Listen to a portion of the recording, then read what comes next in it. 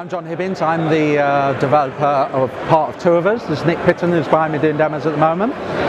We develop a game called Crystal Rift, and it's on the DK2 and soon to be Gear VR. Yeah, well, the Kickstarter money really helped us get some traction. So we've spent a lot more time on pushing the game's content and a lot more time getting ready for the alphas and all the committal for the Kickstarter than we thought we would have time to do, because it's given us a real encouragement to push hard. We've got some great stuff going on with the editor. So we spent the time just after the Kickstarter, Christmas and January, getting now what was a private version of the editor fully public ready. So the editor now is totally usable on a controller, it's totally workable in VR. It's a bit like a Minecraft barrel on the top. You get a map down the bottom and you can start creating your dungeons. We felt it was really important to get that right for us as well, because we were starting to build content. So moving beyond the public demo we'd done and the event demos that we do, we were trying to now start building out the game. We've always had the storyline, so now we needed to start actually build the levels. So since then, really, we've been preparing for our true public beta, which is coming very soon.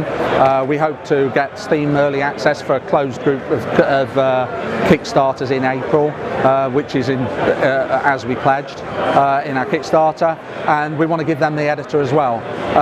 So yeah, no, we've been busy doing that, and we're very proud of what we've done with the editor. We think it's totally unique, but most importantly, we find it really good fun. So when we're creating the content for the game, it's what we want out of a really good editor. So we're really excited to get that out in the community and see what other people create. There's just some awesome stuff we've been doing internally.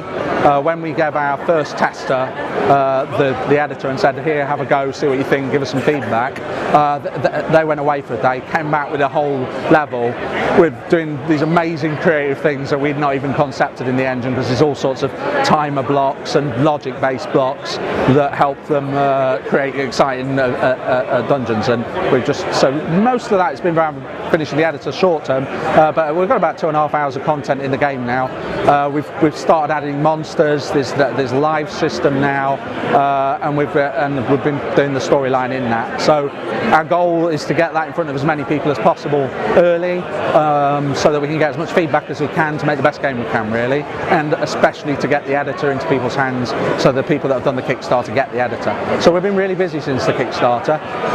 We've also got a Gear VR version ready, which is now demoable and working. We're wanting content more than we are actually engine at this point. We just want to make sure we give people really good value for money when we go onto the Oculus stores. We had a really good engine to start with, so I think we had a lot of advantages in that area. We'd spent a lot of time optimizing each of the assets in the game, because we knew in the editor people would be able to place anything they want. So we had a really good engine, and we could easily turn on and off features, draw distances and so on. So, you know, I can't deny it. I was concerned a mobile device doing VR was never going to be easy, and it's been hard. We spent a lot of time in the profiler, a lot of time with the details behind the scenes, but we've got a really good platform for that. It works really well on the Gear VR. It doesn't ruin the experience. There's some things we'd have loved to have kept, like height maps on the bricks and things, which we were unable to do, but it really doesn't affect the experience. It's still, and it's a bit of a wow moment. In fact, all the people that have played the Gear VR, so I'll put it on and go, wow, actually this is really good. You know, it works, and it's a good game. You know, you've not lost the essence of what it is. So yeah, we're really proud of where we are there, and we're really excited to get that out, and we want to do that as soon as possible. But equally, we don't want to jump the gate. We don't want to put a subpar, low quality standard product out. We want to put something that's got some content. I own a couple of Gear VRs myself now, and I know that it needs the content, it needs good quality content that I can go in and out of every day, rather than, you know, just a bit of an experience and move on. So I want to give people those tools, and with the editor, people will be able to play edited levels on the Gear VR, and even more content and even more experiences. So yeah, it's exciting times. Yeah, I think the Gear VR version as soon as we're ready. It's releasable today with about 2.5 hours worth of content, so I could push the button and we could put it out there. We've agreed with Oculus that they've accepted us for the store, and they've been great, very supportive. We've got a great relationship with the Oculus team, but we just want to do something that's right. It would be wrong to just try and gold rush it, and it's not about that. It's about putting really good quality, really great VR content in the hands of the right people that enjoy it and see where it's going. So yeah, so it's a difficult balance, but that's where we are. Well, Nick's primarily doing the story. He's more of a storyteller than me. We had the basic concept from day one going forwards, and it's actually, we've worked it out. We've got it. We know the story. We've now scripted the first act. There's 3 acts really. Sort of the first 10 levels, 2.5 hours-ish of the first act, and the first act is fully scripted now.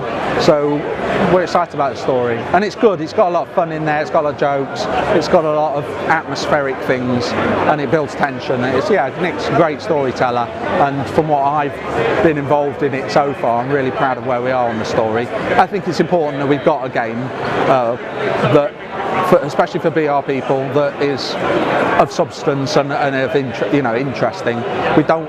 We've spent a lot of time trying to put more threats in and trying to get the game a little bit harder, trying to scale it so it's the right balance. We've already got different scare levels, so we can have no scares, our sort of out of the box scares, and the extreme scares, so it allows people to choose what they like.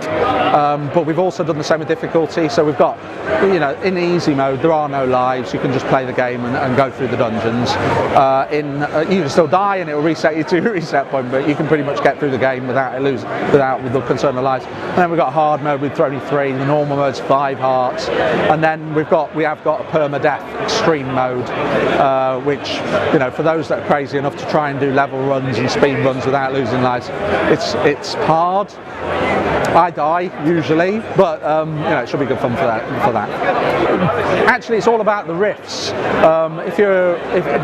The rifts in time and space is where the game is, but the dungeon's very much the first act, and I don't want to ruin everything else, but essentially the end of the first act, you go through your first rift. So make of that what you wish, but it's all about the crystal rifts and collecting crystals. There's a good layer to the game we've got where every level has a secret white crystal that you collect, and if you get all of them at the end, you get a bonus level, which is awesome and uniquely asseted. And actually we've got the end scene sorted, so we know the end, so we know where we're going. Yeah, no, we'd like to be on everything. For us, it's all about the VR. Absolutely want to be on every headset that we can. We think we've got an amazing game that will suit VR across the board. Obviously the new headset by Steam VR, we want to be on that. It makes a lot of sense with our space as well, so people can, a lot of the uniqueness of the dungeon is you can peer around on things and walk around stuff, and I think our engine will fit great for that. So yeah, ambition to do everything, bandwidth to do most, but we're doing okay. We're very happy with where we are. We're progressing really nicely. We're on the schedules that we originally set out. We're very, my background's being a CTO, so we're very process orientated, and we have our own internal sprints, and we know what we're delivering, and we've been delivering on time to those. So we're very pleased where we are. And this year, and actually this show at EGX, is the start of our growth into new announcements and new launches, and hopefully this year we will be in our final game. And thanks to anybody that's watching that's kickstarted us. It was awesome.